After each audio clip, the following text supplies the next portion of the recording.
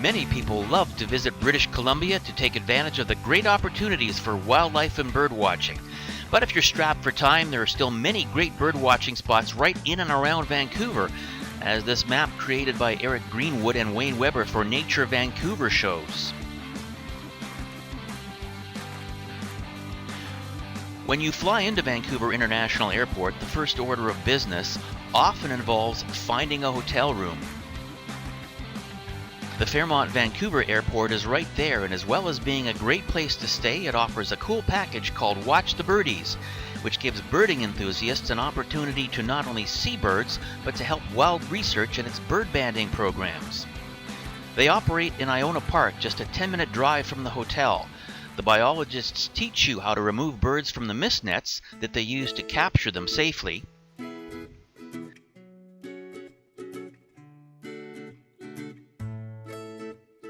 Then they show you how to band them before they are re-released into the wild.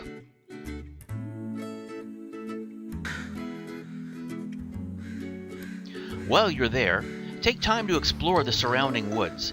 If you hear a flock of crows squawking noisily, you'll certainly want to investigate. You may be lucky enough to stumble upon an owl-crow conflict. Hard to say who's more irritated here, the crows trying to chase the owl away, or the owl who's probably just trying to take a nap. Just 15 minutes away from the airport, you can go for a walk along the Fraser River Walkway. Even on foggy days, you'll see plenty of birds along the shore and in the river. If you look closely enough, you may find a merganser grooming on a log by the river.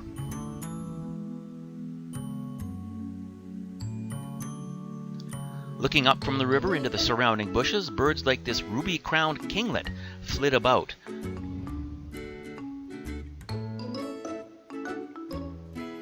Look up a bit higher overhead, and there's a northern flicker grooming itself on a branch. Now, if you drive south from the airport past Richmond to Laudner, you can find yourself in a magical place called Rifle Migratory Bird Sanctuary. Full of marshes and woods, it's home to numerous songbirds, raptors, and waterfowl, like this northern pintail and this mallard. There are plenty of mallards in Rifle, and if you spend a couple of bucks at the admission gate, you'll be able to feed them with bags of seed and risk getting pecked to death by ducks. Just don't run out of food, you'll be fine. One of the most beautiful kinds of ducks is the wood duck. You'll find plenty of those at Rifle, often grooming on a log.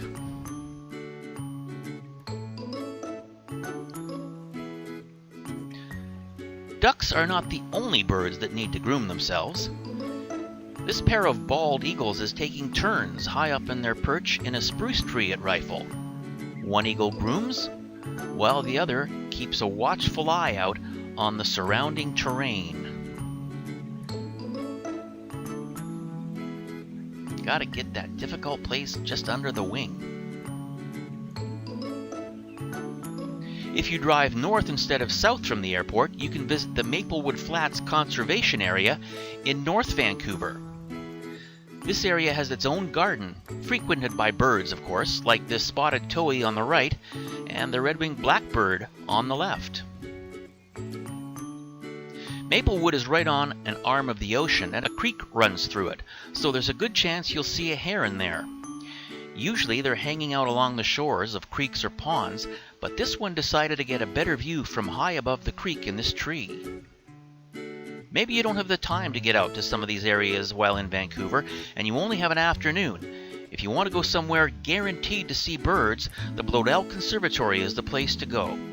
The big geodesic dome atop Queen Elizabeth Park is home to all kinds of exotic plants and birds, like this yellow-crowned Amazon parrot playing with a molted feather.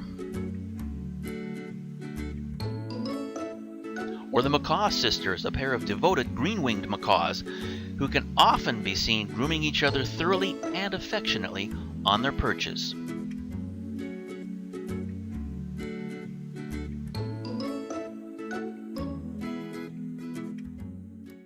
Before you know it, it's time to make like a bird yourself, jump onto a plane, and fly off to other adventures at other destinations.